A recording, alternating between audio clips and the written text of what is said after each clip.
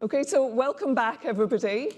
So this session is about predictions and expectations and how they affect our perception of the world and our health.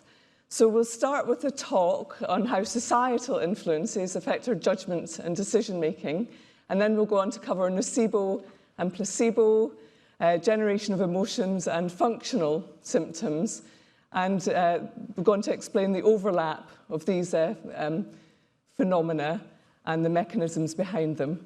So we'll start with a talk entitled Psychological Inoculation Against Misinformation by Sander van der Linden. He's a professor of social psychology and society at the University of Cambridge, and he directs the Cambridge Social Decision-Making Laboratory.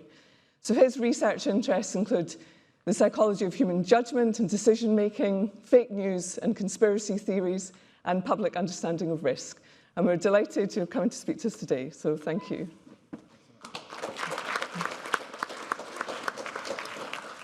Thanks so much, everyone. Pleasure to be with you guys. I guess it'll be a slightly different kind of talk from what you're used to. As mentioned, I'm a social psychologist, but hopefully it will be of interest or at least spark some interesting debates.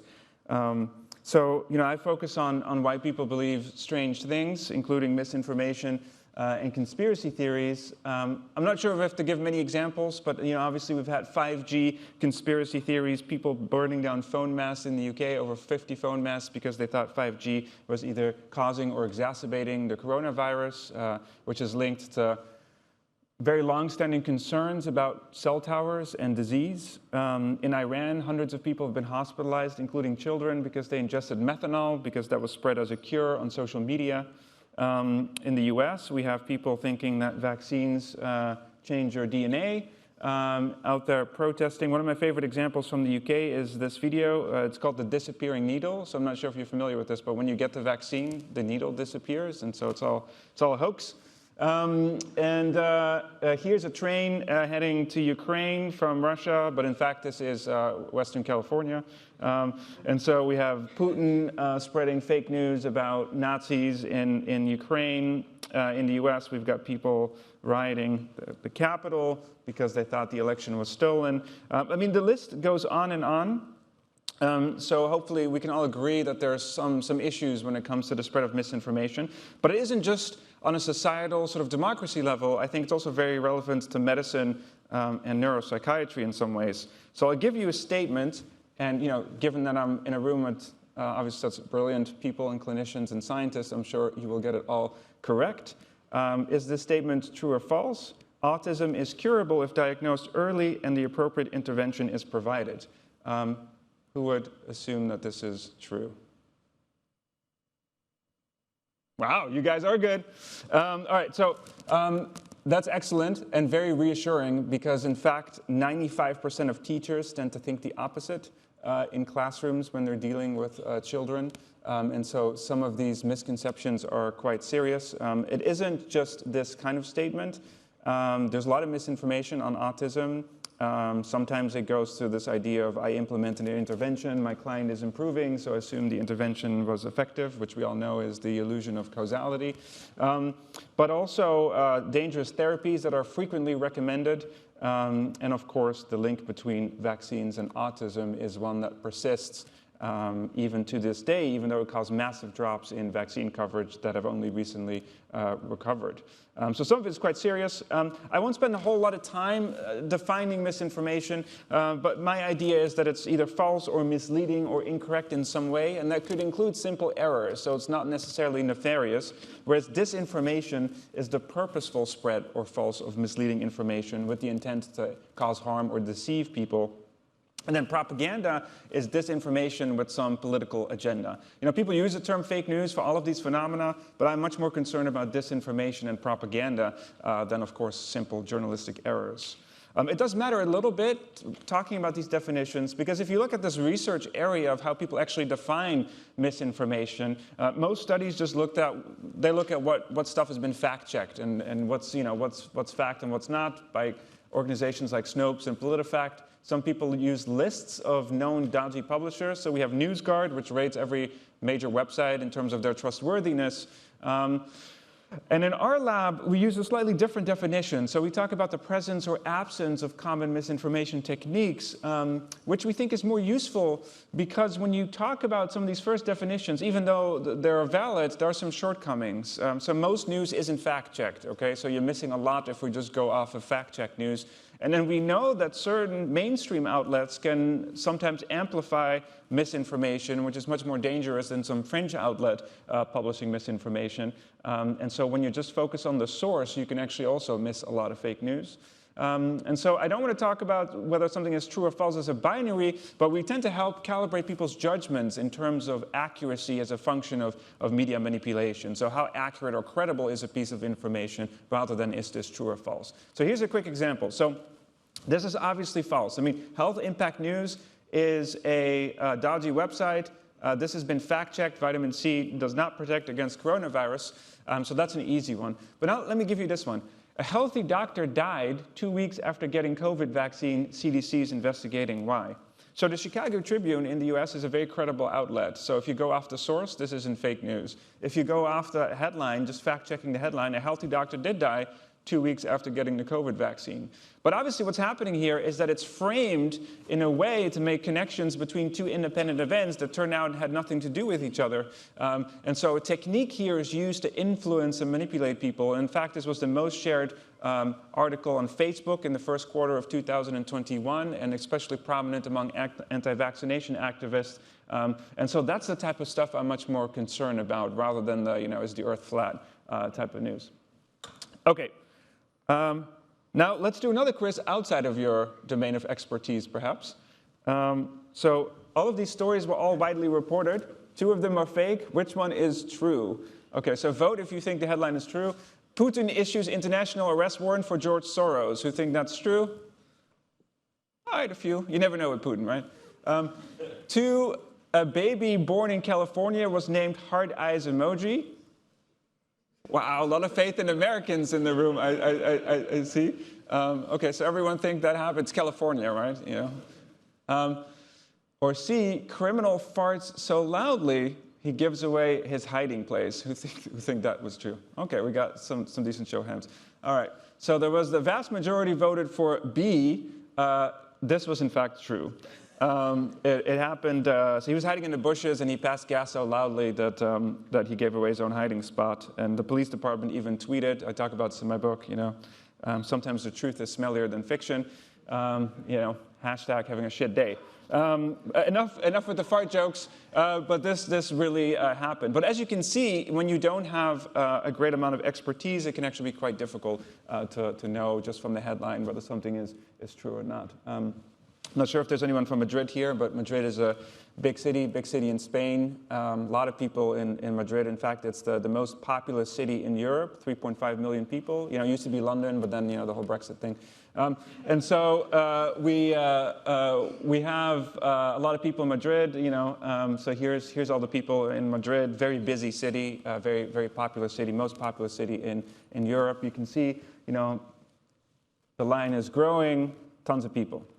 Okay, so now if I fact-check this and tell you, actually that was complete bullshit, Madrid isn't the most populous city in Europe. Something funny happens in our memory networks that I'm sure people know about, is that it becomes very difficult to now undo this. And so the more often I repeat the misinformation, the stronger the links in our memory networks become, right? And so we have associative memory networks, and we get the nodes, most populous city, Spain, Madrid, and they have linkages. And the more often I repeat misinformation, the stronger the links become. And when we try to fact-check something after people have been exposed to misinformation, one of the challenges we're facing is that you have to repeat the misinformation a lot, which sometimes only serves to reinforce the myth, because you're strengthening the connections between what people had already integrated into their memory networks. Something else we call the continued influence of misinformation is that people continue to rely on falsehoods even when they acknowledge having seen a correction, which is kind of analogous to the example that I gave you now. But another one could be, let's say that I tell you that I got terrible food poisoning from a place down your street. It was just awful. I was out for a week. Then a week later, I tell you, actually, it's not that place down your street, it's some other place. Now, every time you're going to pass that place, you're going to think food poisoning, right? And so a lot of elites, a lot of people keep repeating misinformation, and that's why it's called the big lie rule, because the more often you repeat it, right, the brain mistakes fluency for truth. The more familiar something is to the brain, or the ease with which we can process informational bits, the faster we can do it, the more likely the brain is to ascribe some truth value to it. And so processing familiar information is easier than new information. And so the strategy of repeating falsehoods is effective insofar it breeds familiarity. We know that people think it is less immoral to share fake news over time because they're getting used to it. People are more likely to think statements are true simply because they've been repeated, even if they give you evidence prior that they actually know the right answer. They're actually not activating and retrieving it at the relevant time. So a lot of meta-analyses show that fact-checking and debunking is useful, but doesn't eradicate misinformation. It's like a game of whack-a-mole, right? Once you inactivate one node, it pops up somewhere else. Now, the reason, there's some neurological research on this. I mean, it's a bit fuzzy. There's some competing explanations for why continued influence occurs after corrections. One account is called the selective retrieval account here. This basically posits that people are concurrently activating the correction and the myth in memory when they're accessing it, and they're fighting for space. And so it's all about how prominent the correction relative is to the myth. And so what happens is that people activate the myth but fail to retrieve the correction appropriately. The other is called the integration account, which has to do with integrating information, and people somehow fail to integrate the correction into their mental model of how the world works. I think practically it comes down to the same thing, though, that if the correction isn't super prominent relative to the myth, people often fail to rely on accurate information when you're trying to debunk or correct it. That's why it's important not to repeat misinformation and to keep emphasizing the correct information. Sometimes, I mean, there isn't a ton of randomized trial on this, but it's kind of an interesting way to help people remember this. Sometimes we call the truth sandwich. So the truth sandwich is where you layer the falsehood in statements around the facts. So you start with the facts, then you say why something is false or misleading just once briefly, and then you end again with the fact. It's kind of like a container so that the falsehood doesn't get out and is contained by the truth. There are other problems, though, with fact-checking. Sometimes people don't like being fact-checked. So I'm giving you a US example, and, and in the US I give a UK example so that people don't boo me. So here, the largest audience ever to witness an inauguration period, right? The Donald Trump versus Obama. So when you ask people, okay, which photo belonged to which inauguration?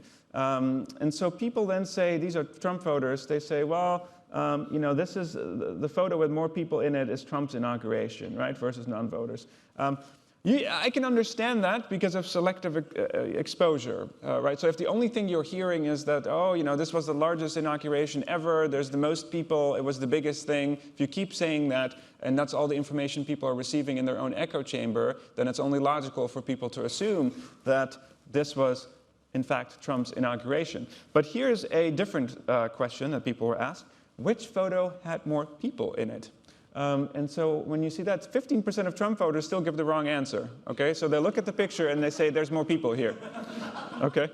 And so I think this is the power of prior beliefs in what people want to be true about the world. It's important to emphasize this is not 100% of Trump voters, right? But there's a minority of people for whom prior beliefs can be so overwhelming that they distort their views of reality quite significantly in the political domain, and I'm sure that's also true in the medical domain. Okay.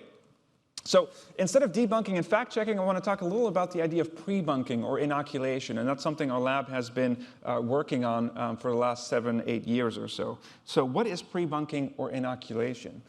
It's trying to flip the concept on its head. It's based on an old idea from social psychology. Bill McGuire first came up with it. This is an article in Psychology Today from the 60s where he kind of outlined this idea. Then people forgot about it. And what's so interesting to me is that when I came across this in the library about a decade ago, I thought, well, this guy was really onto something.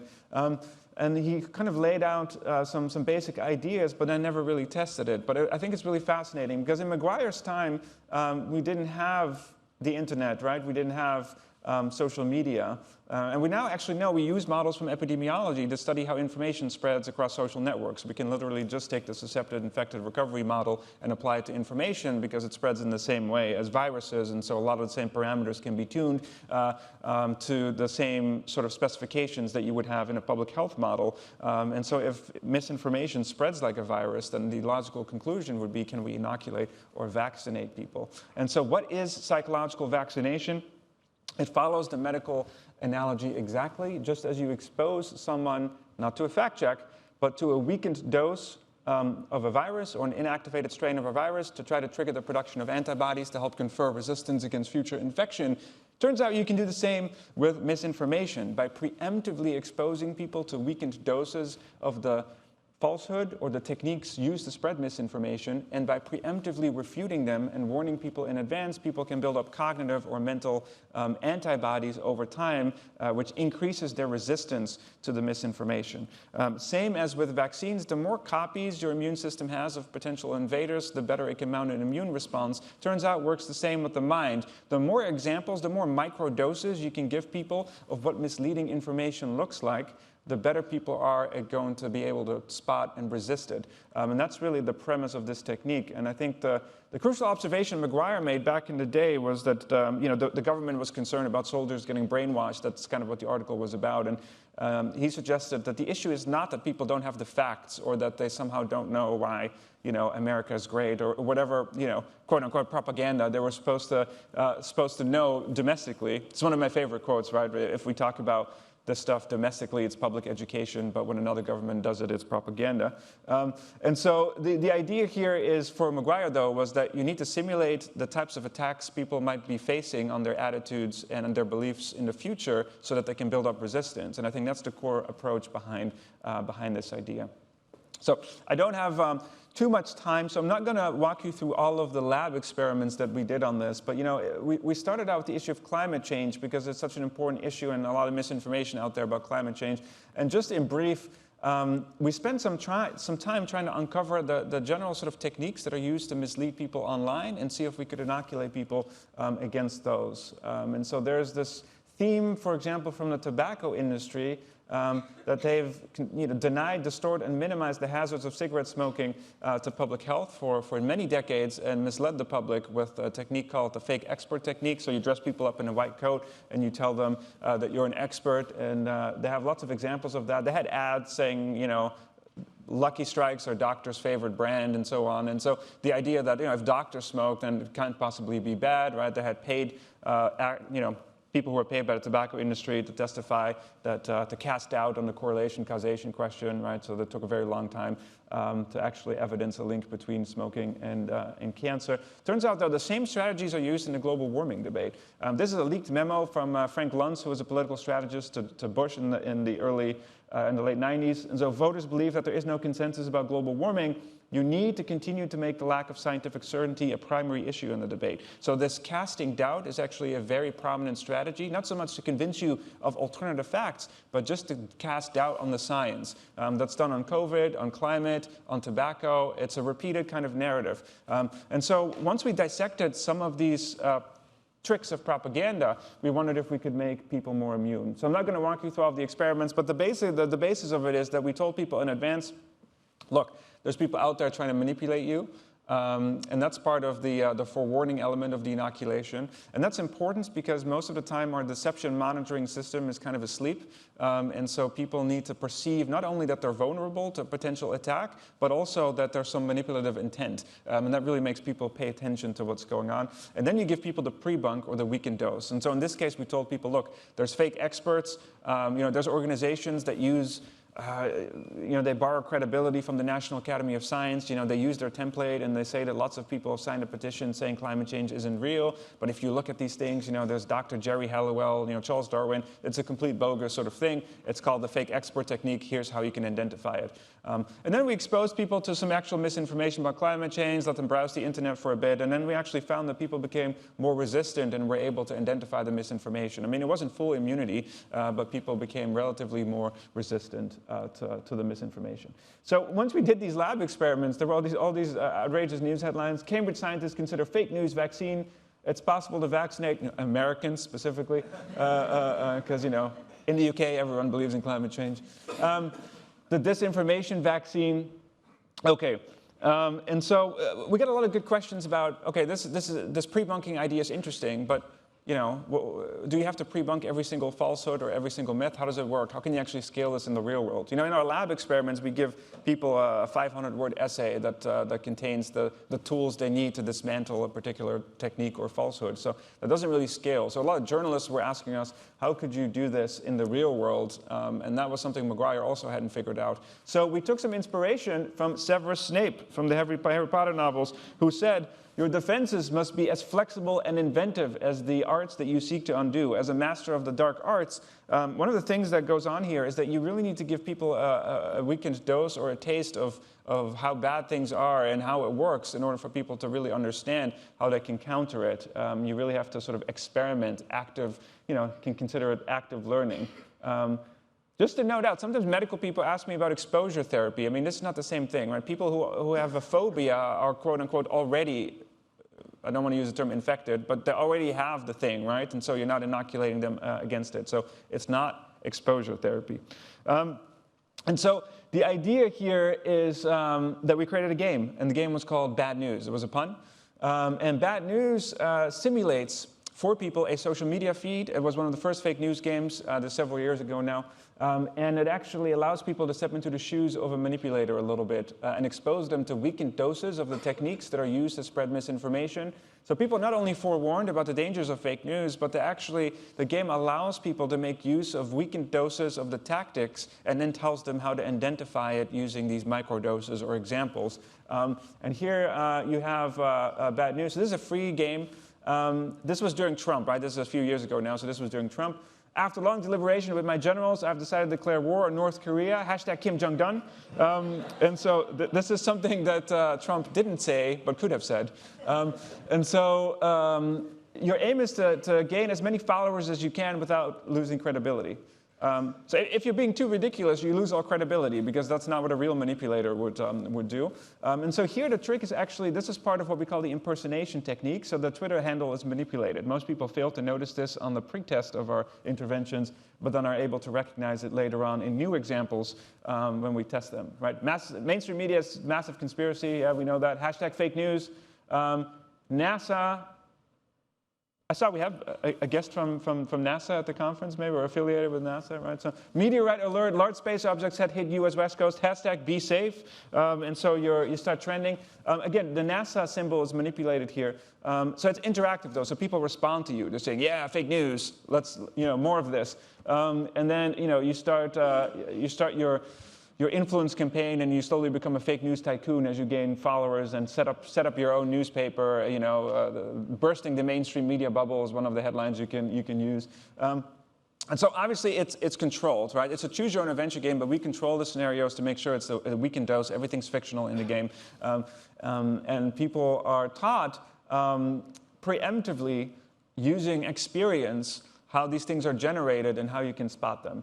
So what are these techniques? I mean, we spent years documenting this, but some of them are polarization, creating very polarizing headlines to drive people apart, impersonating not only fake experts, politicians, celebrities, whole organizations, borrowing credibility, conspiracy theories, we have lots of those, trolling people.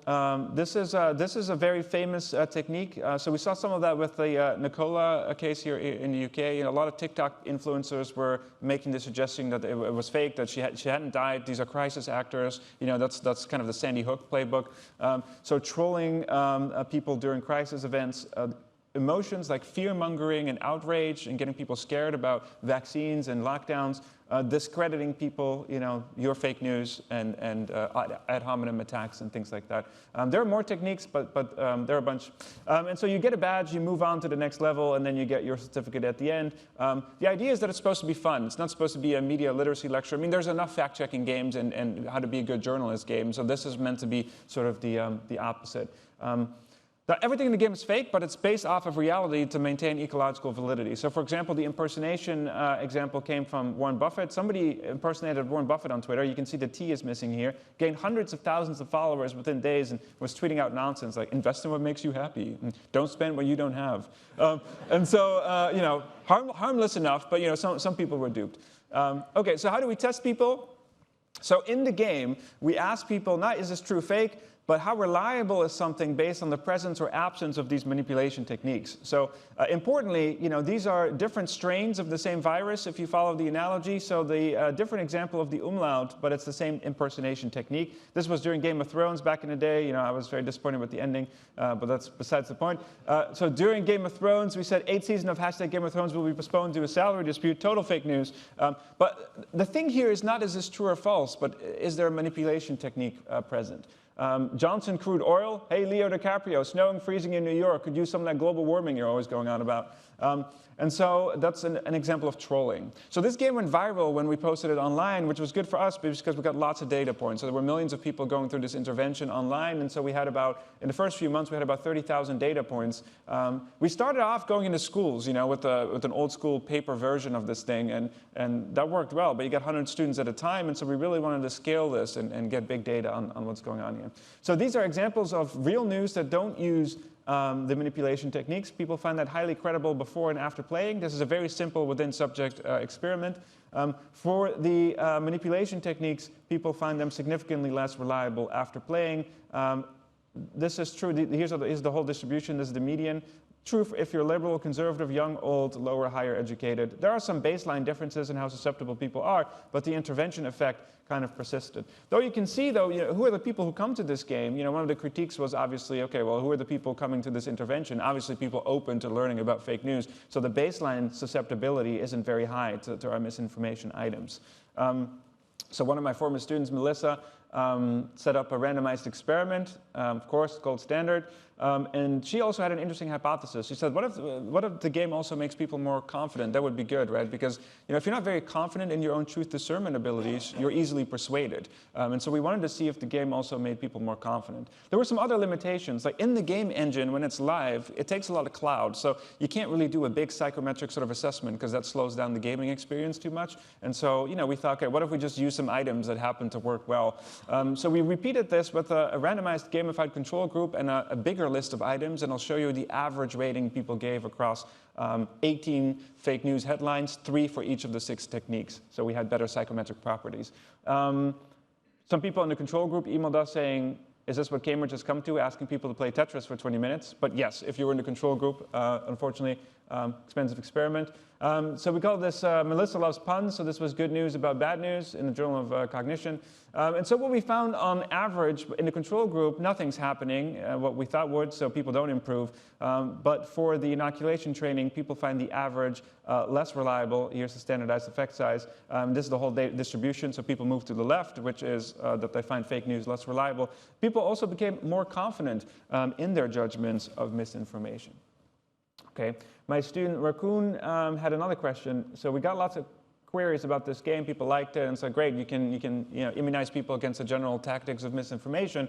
But how long does this effect really last? What if the vaccine wears off after a few hours, which, you know, in social psychology is not uncommon. And so we thought that's a good question. Let's see how long this experiment actually lasts for people.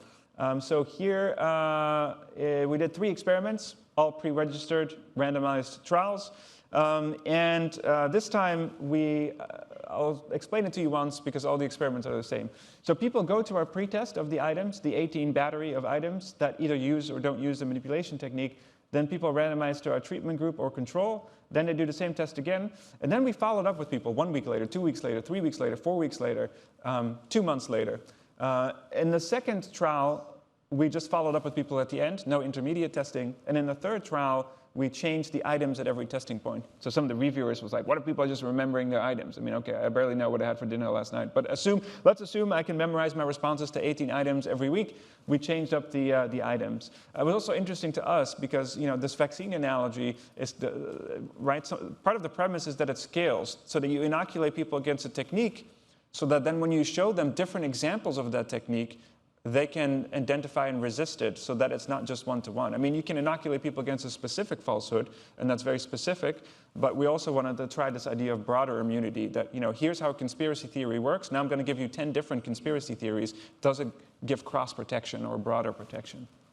And so basically what we find after playing, people find fake news less reliable again. But this persisted week after week after week all the way until the end of the testing period. So I told Raccoon, it's not possible. Even with the COVID vaccine, people need booster shots, right? So it can't be this good. Something else is going on. So we repeated the experiment. And here's what we found, is that in the second experiment, where we didn't touch base with people, you can see at the end of the testing period, there's still a significant difference, but it's much smaller because people find fake news more reliable again. So here's sort of the decay setting in of the intervention after a week or so. And in later testing, we actually confirmed that indeed what's happening is that we're boosting people in between by quote-unquote attacking them with misinformation, in the sense that the mechanisms that underlie inoculation are both about motivation and memory. And so people need to be motivated and be reminded that, oh yeah, there's fake news out there, I need to be vigilant. But they also need to be able to retrieve the actual tools to identify it. And so when we did some memory testing with people, we actually found that the effect lasts most for people who can actually remember this stuff and who maintain some level of motivation. And when you engage people in between, whether it's a repetition of the intervention, a short quiz, a testing sort of period, it actually seems to boost people's immunity. And so you can maintain this for several months, but it does wear off if you don't engage with people. Okay, so after about 10, 11 different studies that we did on this, we teamed up with the government, who kindly offered to translate our intervention into every major language in the world. And so now we can do very large cross-cultural testing. And so we have a lot of cross-cultural data on how well this intervention works in different countries. In Western democracies, it tends to work the same way, but we had very different results in places like rural India, for example. And so there's some interesting things going on there. We released a handbook for NATO during the Russia-Ukraine conflict on how to pre-bunk propaganda campaigns. We have a version for kids. It's called Bad News Junior, a bit more innocent content. So, not the heavy stuff by SpongeBob and, you're impersonating the high school principal, school's out, and so you're, spreading fake news. So same lessons, but a bit more age appropriate. And then during the pandemic, we started getting lots of requests for customized versions of this game, because there are slightly different techniques in different situations. And so during the pandemic, we did Go Viral with the UK government. And Go Viral is much shorter. So, Bad News is a 20-minute deep dive.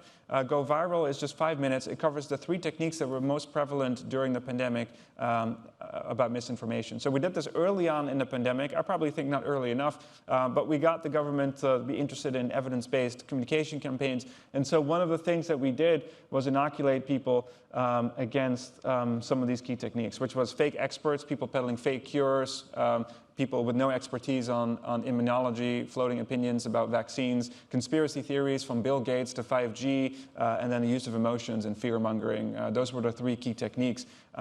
And we got some support from the United Nations and the World Health Organization. So Go Viral can be found on the World Health Organization page. And they really helped scale this. So we reached about 200 million people as part of this campaign with those organizations. And here's what it looks like. It's the same as Bad News, but it's focused on the pandemic. So here you're Joel, and the internet still works, but we're in lockdown. Oh, I need a quarantini or 5. And then Joel goes online, and he comes across this group called Not Co-Afraid.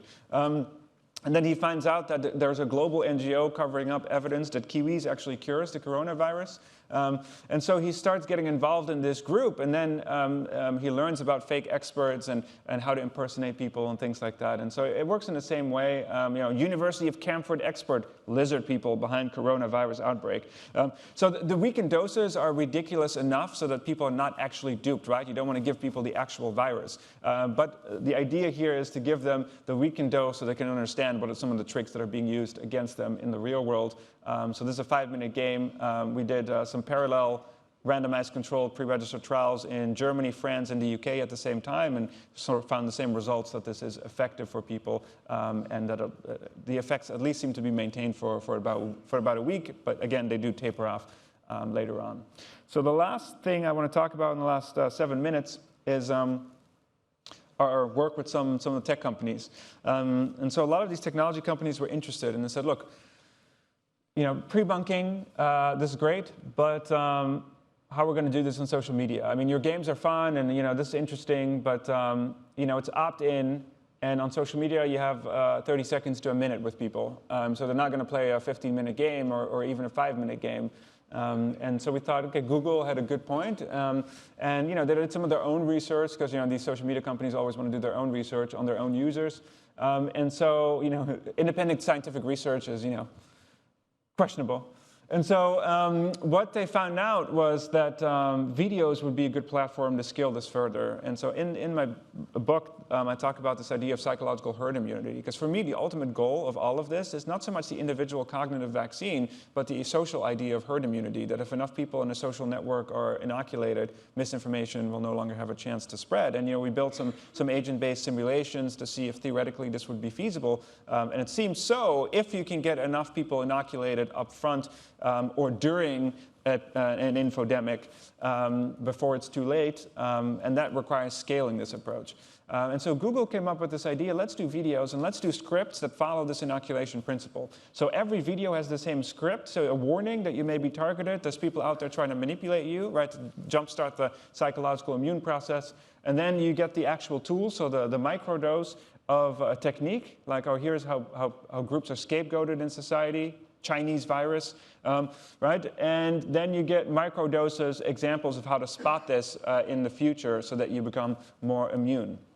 And Google told us that YouTube would be an interesting platform for this because there's no news headlines on YouTube, but a lot of people come across medical misinformation on YouTube, and it's people talking. But the interesting thing is that when you look at these gurus and videos, they use a lot of misleading techniques that are also used in the production of misinformation. Some of these techniques are scapegoating, some are false dilemmas, and so that's one example that I want to give you in the study. So we did 6 pre-registered lab experiments here, testing these videos on whether people are less likely to share it, if they're less likely to fall for it, and so on. I'm not going to walk you through these 6 controlled experiments, but you can obviously read the paper. I do want to talk about the field study. So one of the unique things that Google allowed us to do was actually, after years of litigation and legal concerns from YouTube, to actually do this experiment on YouTube live so that we could actually test, is this approach effective on social media?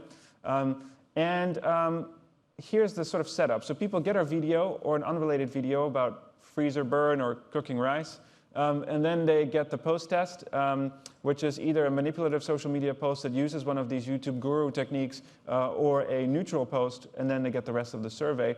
So one of the techniques is a false dilemma, which is often used in political debates, things like, oh, either we have to fix the NHS or education, or we can't think about immigrants before we solve domestic problems, or you have to join ISIS, or you're not a good Muslim. So YouTube was able to give us lots of examples of how extremists on YouTube use false dichotomies to lure people into their extremist ways of thinking, right? It's not, people don't become radicalized overnight. It's a slow process.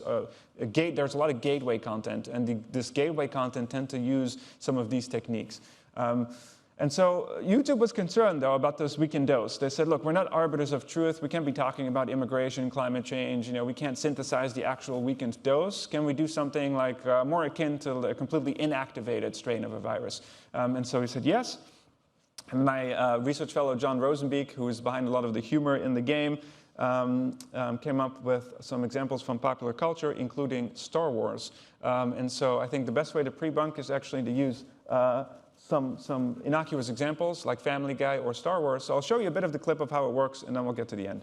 Either you stop watching the lamestream media, or you want all puppies to die. Makes sense, right? No?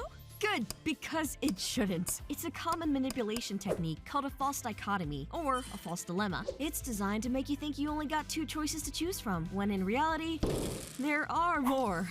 As with our little dilemma at the beginning, there's no reason why you can't watch mainstream media and want all puppies to live. The two don't rule each other out. And by presenting you with an option that is clearly undesirable, and the option the manipulator wants you to pick, your choices are narrowed down for you. A famous example of a false dilemma is this one from Star Wars Episode 3, Revenge of the Sith. My allegiance is to the Republic, to democracy! If you're not with me, then you're my enemy. Okay, so you sort of get it, right? So the weakened dose here is fairly innocent. You don't have to use anything controversial. But then we test people on this weakened dose, right? So they get the Star Wars vaccine, and then we test people. Why give illegal immigrants access to social services? This is another technique. You know, politicians and lawyers pretend they're important people doing important work, but they're parasites. Right? They feed off others while creating no wealth of their own. Want to solve our problems, start with them. You might feel this way, but it's still scapegoating a group of people, right? And so these are the test items that we use as examples. And this was actually on YouTube in the ad space, right? So the idea YouTube had was we can make this non-opt-in by just injecting it into the ad space. You know, we get those annoying ads on YouTube that you can't skip. And so the video would be in those ads before people are exposed to harmful content, and it would sort of pre-bunk things. And we were able to do that and test people with the ad pop-ups. So we had about 1 million people that were exposed to this campaign. About 30, they allowed us to test about 30% randomly of the people who saw this video versus control. The average delay between seeing the video, though, and our test was 18 hours. So it wasn't kind of an immediate test. And basically what we find is that the effects are much lower, but they're reasonable. And so this is across different items, different techniques. On average, we see about a 5 to 10% boost in people's ability to recognize these techniques. And so you have to do this relative to what they use the ad space for, which is usually brand recognition. So companies invest millions and millions in ads to get 1% exposure and maybe 500 people to buy a product. And so it's relative to that, they thought a 10% boost was kind of a big number for a single exposure to what is essentially a very short ad. And so the amount of impressions that they would get from that, they thought they could do a lot with that. So they're now systematically rolling this out to millions of people at least Google is. I mean, YouTube hasn't agreed that they could put this in the ad space permanently, but they're certainly convinced, doing their own testing now, that this is something feasible that they could be doing. The last thing I'll say, and then I think we're out of time, is that I think it's not just a tool for governments or social media companies. In the last chapter in the book, I talk about how inoculation can happen with the power of a simple conversation. Doctors can inoculate patients against future misinformation. Obviously, people might be uncomfortable when it's not within your domain of expertise, but when it is, it's all about preempting what people might come across in the future. And some of these techniques are also used in medicine, false dilemmas, right? Oh, here's 2 treatment options. Well, in fact, there might be 10, but you only present 2. And so a lot of these techniques are deployed pretty widely, and we can inoculate people against them. If people are interested in reading more, my publicist asked me to do some propaganda and persuasion myself. So the book recently came out in the UK. If you think it's interesting for yourself, colleagues, patients, we should have a discount, I think, as part of the conference. Okay, thanks so much, everyone.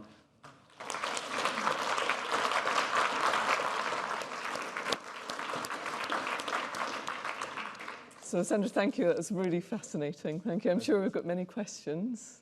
Yeah? Off you go. Yeah.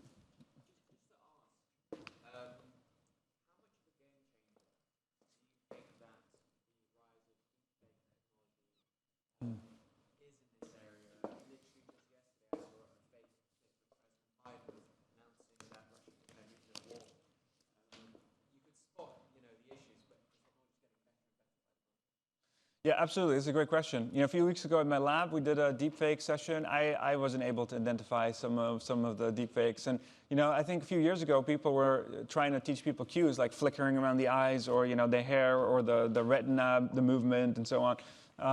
I think technology is going to become so sophisticated that you won't be able to actually spot a deepfake just by looking at it. Same with GPT. It's hard to know whether it was written by a human or an AI. So I think also social media companies, the thing we're looking at now, what seems most feasible as a solution is context. It's all going to be about the context around the video, around the text. When and how does it appear? Because most manipulators tend to present it in misleading context, and contextual cues, people are now thinking that contextual cues are going to be the best sort of thing we have moving forward when technology is going to become highly persuasive. But it is a very difficult problem, yeah. Quentin? Fascinating talk. So one question is, to what extent can the actual techniques that you're investigating be used for misinformation? And so for example, a simple example, in Butcher, the atrocities that were documented in the Western media were shown on Russian TV to pre-inoculate the population and reframed as, yes, they've invented all of this imagery, etc. I mean, that's a TV example. But I just wonder, since there's a kind of, it's essentially a kind of information arms race if you're using that epidemiology or natural selection, so everything you're researching can be repurposed. Yeah, absolutely. I mean, it is an arms race in some ways. And that's why I think so in the book I talk about the incubation period, right? Some viruses take years for people to start showing symptoms, and for some it's days. And I think it's the same with misinformation. Sometimes it needs to be repeated a lot to people in order for it to resonate. And so there's this, it's better if you're fully prophylactic or preemptive. There's still some purpose to therapeutic inoculation, and we find some decent results when it's therapeutic, like with the cancer or HPV vaccines, that you can still boost immune response.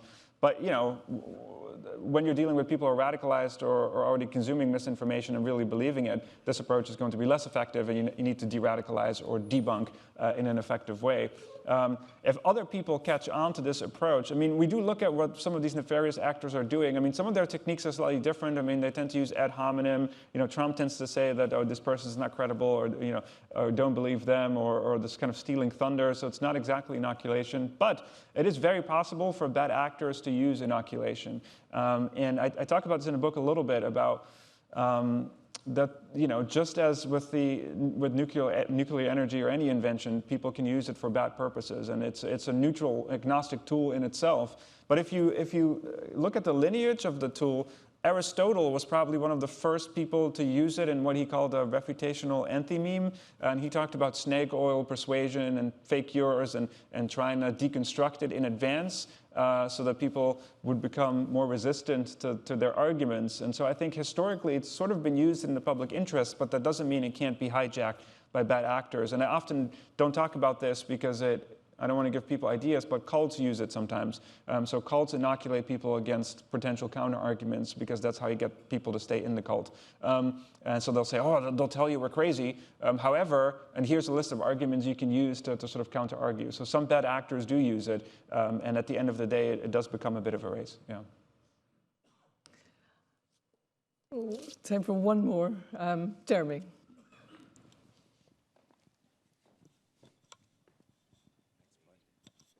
Thank you, great talk. I'm interested in what you think of the interface between disinformation and satire.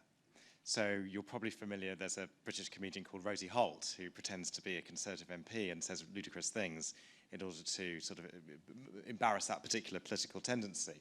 And is that disinformation? Would it be more helpful if people could more easily tell that she's not actually a Conservative MP and what she's saying isn't true? And then, of course, an extension of that would be, you might be familiar with a tweet that went viral purporting to be from Eli Lilly saying that insulin was now, that Eli Lilly had made insulin free. And again, what is that satire or disinformation? And in fact, the effect of it in the end was that Eli Lilly did decide to put a price cap on insulin. So it was actually a very helpful piece of disinformation. So I'm just interested in this boundary between things that where the way to understand it is through its, if you're politically educated, rather than necessarily through a more sort of, liberal approach of saying, if we all become more rational actors, we can tell what's real and what's not. Yeah, that's a great question. I don't have the slide in this talk, but sometimes I show people an image that people floated online of Nazi Germany and then Trump with kind of Nazi symbols behind them. One was a cartoon from World War II that was actual propaganda, and the other was meant to be satire. Is it okay to portray Trump as Hitler as a joke? Is that satire, or is that meant to get people emotional, manipulate people's emotions about, even though there's some general sentiment that obviously he said many false things. What's the line between manipulating people and satire? Woody Harrelson, I just talked about this with the US audience last week. Woody Harrelson had a stand-up comedy at Saturday Night Live, and as part of the satire had some conspiracies about COVID, maybe we should all stay at home and never come out again or something like that. Is that stand-up comedy, or is he hijacking it to spread disinformation? So it's a difficult line, and that's why I think some of these approaches that we work on when it isn't clear, I think it is most helpful to inoculate people against the underlying techniques so that people are empowered to make up their own mind about what's reliable and what's not. And I think that's really the answer. So instead of telling people what the facts are, we can inoculate people against the general building blocks of a conspiracy, and then when somebody else uses it in the context of satire or not, people can then decide for themselves how reliable they find that. But certainly with inoculation, we've shown in some studies that humor is actually important, and so it can lighten the mood, it can depoliticize, and that's why often we use Star Wars or other sorts of examples where to sort of diffuse the politicalness of the situation and get people on both sides of the aisle to recognize some of these larger manipulation techniques. So, I think humor can be a useful vehicle, and the line between satire and disinformation isn't always clear. Yeah. Great. Thank you very much. Thanks. Pleasure. Thank you.